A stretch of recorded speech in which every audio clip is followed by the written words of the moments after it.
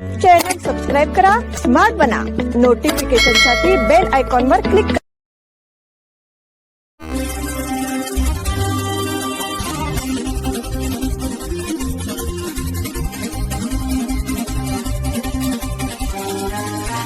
नमस्कार, स्मार्ट न्यूजच्या बुलेटिन मध्ये आपलं स्वागत. पाहूया आजच्या दिवसभरातील ठळक घडामोडी. दिल्लीतील मोर्चावर पोलिसांचा लाठीमार. दिल्लीतील कॉकरोच जनता पार्टीच्या संसदेवरील मोर्चादरम्यान सोमवारी मोठा तणाव निर्माण झाला. जंतर मंतरवरून संसदेकडे निघालेल्या आंदोलकांना रोखण्यासाठी दिल्ली पोलिसांनी शास्त्री भवन मेट्रो स्थानकाजवळ अश्रुधुराच्या नळकांड्यांचा वापर केला. काही ठिकाणी आंदोलकांनी बॅरिकेड्स तोडण्याचा प्रयत्न केल्यानंतर पोलिसांनी जमावाला पांगवण्यासाठी कठोर कारवाई केली. संसदेच्या पावसाळी अधिवेशनाच्या पहिल्याच दिवशी कॉकरोच जनता पार्टीने शिक्षण क्षेत्रातील सुधारणांसाठी, कथित पेपर फुटी प्रकरणांवर कारवाई आणि विविध मागण्यांसाठी संसदेकडे मोर्चा काढण्याची घोषणा केली होती. मात्र दिल्ली पोलिसांनी या मोर्चाला परवानगी नाकारत तो बेकायदेशीर असल्याचे स्पष्ट केले होते. तसेच भारतीय नागरिक सुरक्षा संहिता कलम 163 अंतर्गत निर्बंध लागू असल्याने संसद परिसरात कोणत्याही मोर्चाला परवानगी नसल्याचे सांगितले होते. सीमाभागात मतदार पुनरीक्षण अर्ज मराठीत स्वीकारा. शिवसेना उद्धव बाळासाहेब ठाकरे पक्षाचे खासदार अरविंद सावंत यांनी बेळगावमधील मराठी भाषिक मतदारांच्या सोयीसाठी मतदार पुनरीक्षण अर्ज मराठी भाषेत स्वीकारण्याची मागणी केली आहे. यासंदर्भात त्यांनी भारताचे मुख्य निवडणूक आयुक्त ज्ञानेश कुमार यांना पत्र पाठवून तातडीने आवश्यक निर्देश देण्याची विनंती केली आहे. पत्रात सावंत यांनी नमूद केले आहे की सीमाभागासह बेळगावात मोठ्या प्रमाणावर मराठी भाषिक नागरिक वास्तव्यास आहेत. त्यांना अर्ज केवळ कन्नड किंवा इंग्रजी भाषेत भरावा लागत असल्याने अनेक अडचणींचा सामना करावा लागत आहे. याची दखल घेऊन तातडीने मराठी अर्ज उपलब्ध करावेत, अशी मागणी त्यांनी केली आहे. चुकीचं आहे. त्यात आणखीन एक भयानक गोष्ट मी मांडली की मला काल परवाकडे बेळगाव कारवारची मराठी माणसं भेटली आणि हा जो वादग्रस्त म्हणजे कर्नाटक ज्यांनी व्याप्त महाराष्ट्र असं म्हणूया, तो कर्नाटक व्याप्त जो महाराष्ट्र आहे, बेळगाव, कारवार, निपाणी, भालकी, इथं गेली 70 वर्ष अशा प्रकारची नोंदणी किंवा SIRचा फॉर्म आला, सेन्ससचा स्वभाव आला, तर तो मराठीत मिळत होता त्यांना. यावेळी तिथल्या राज्यानं तो तिथल्या इलेक्शन कमिशनरनं मराठीत दिला नाहीच, पण हिंदी नाही, इंग्रजी नाही, फक्त कन्नड भाषेत फॉर्म आले. आता त्या बेळगाव मधली माणसं जी मराठी आहेत, काही अशिक्षित आहेत, ज्यांना अजिबात दुसरं कुठली भाषा येत नाही, त्यांना कुठल्या भाषेत त्यांनी फॉर्म भरायचा? पण तुम्हाला नक्की काय करायचंय की बेळगाव मधल्या मराठी माणसांची नावच कट करून टाकायची आहेत का? त्याच्यावर सुद्धा मी त्या ठिकाणी बोललो. वांगचुक यांच्या समर्थनार्थ शहरात भव्य मोर्चा. नवी दिल्ली येथे शिक्षण सुधारणा, पारदर्शकता आणि उत्तरदायित्वाच्या मागण्यांसाठी आंदोलन करणारे शास्त्रज्ञ व शिक्षणतज्ज्ञ सोनम वांगचुक यांच्या समर्थनार्थ सोमवारी बेळगावात भव्य निषेध मोर्चा काढण्यात आला. विविध सामाजिक, विद्यार्थी आणि नागरिक संघटनांच्या शेकडो पदाधिकारी व कार्यकर्त्यांनी या मोर्चात उत्स्फूर्त सहभाग नोंदविला.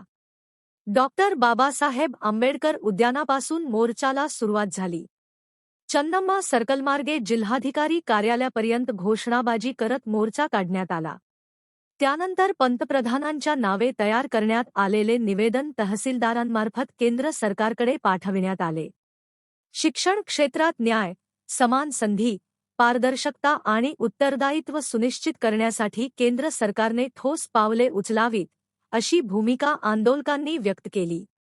आजच्या आंदोलनात माजी प्राचार्य आनंद मेणसे, शिवाजीराव कागणीकर आणि महिला संघटनांच्या प्रतिनिधींनी नेतृत्व केले होते. राज्य सरकारच्या धोरणांविरोधात भाजपचे भव्य आंदोलन. राज्य सरकारच्या धोरणांचा निषेध करण्यासाठी बेळगावमधील चन्नम्मा चौकात भाजप जिल्हाध्यक्ष सुभाष पाटील यांच्या नेतृत्वाखाली भव्य चाबूक आंदोलन करण्यात आले. गेल्या 2 महिन्यांपासून कर्नाटकात आणि विशेषतः बेळगाव जिल्ह्यात पावसाअभावी निर्माण झालेल्या परिस्थितीमुळे शेतकऱ्यांची पिके पूर्णपणे उद्ध्वस्त झाली आहेत, अशी चिंता माजी आमदार महांतेश कवटगीमठ यांनी व्यक्त केली.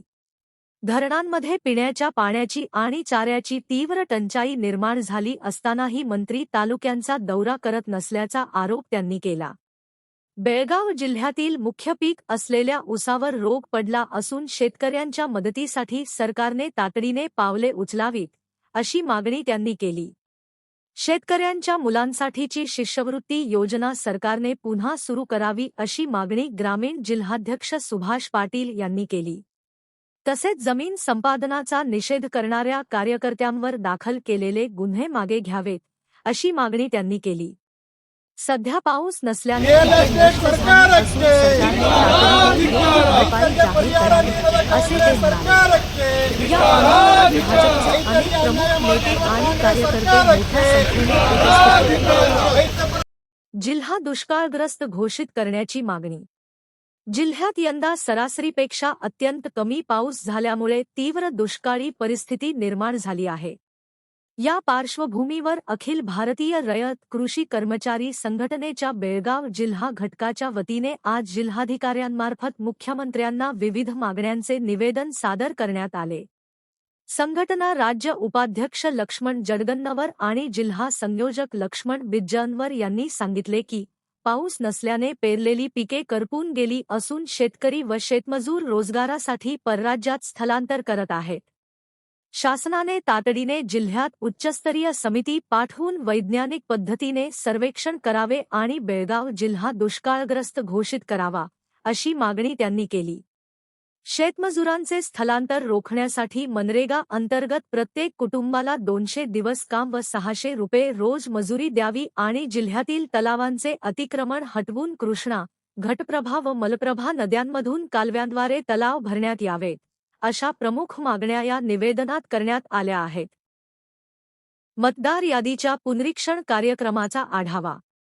मतदार यादी पुनरीक्षणाचे काम 100% पूर्ण करण्यासाठी बीएलओंनी घरोघरी जाऊन पडताळणी करावी, असे निर्देश कर्नाटकचे मुख्य निवडणूक अधिकारी वाय अन्बुकुमार यांनी दिले.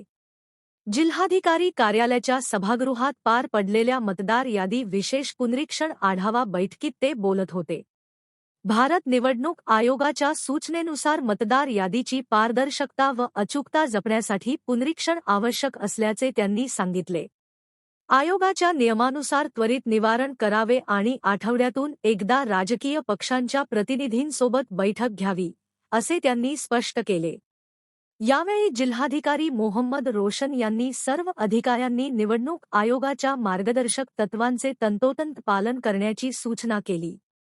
बैठकीनंतर मुख्य निवडणूक अधिकारी वाय अन्बुकुमार आणि जिल्हाधिकारी मोहम्मद रोशन यांनी वडगाव भागातील खासबाग नंबर 3 सरकारी शाळेला भेट देऊन बीएलओंकडून मतदार यादी पुनरीक्षणाच्या प्रत्यक्ष कामाची पाहणी केली व त्यांच्याशी चर्चा केली. जिमखाना गोळीबार प्रकरणी एकाला अटक. शहरातील युनियन जिमखाना क्लबमध्ये रौडीशीटर सुरेश जालगार याच्यावर झालेल्या गोळीबार प्रकरणात पोलिसांनी महत्त्वाची कारवाई करत आरोपींना घटनास्थळी आणणाऱ्या कारचालकाला अटक केली आहे. गोळीबार करणाऱ्या आरोपींना मदत केल्याच्या आरोपावरून पोलिसांनी त्याला ताब्यात घेऊन चौकशी केली. त्यानंतर वैद्यकीय तपासणीसाठी त्याला येथील बिम्स रुग्णालयात नेण्यात आले. पुढे न्यायालयासमोर हजर केल्यानंतर न्यायालयाने त्याची न्यायालयीन कोठडीत रवानगी केली असून त्याला हिंडलगा मध्यवर्ती कारागृहात पाठविण्यात आले आहे. याचबरोबर स्मार्ट न्यूज मराठीचे आजचे बुलेटिन इथेच संपले. धन्यवाद.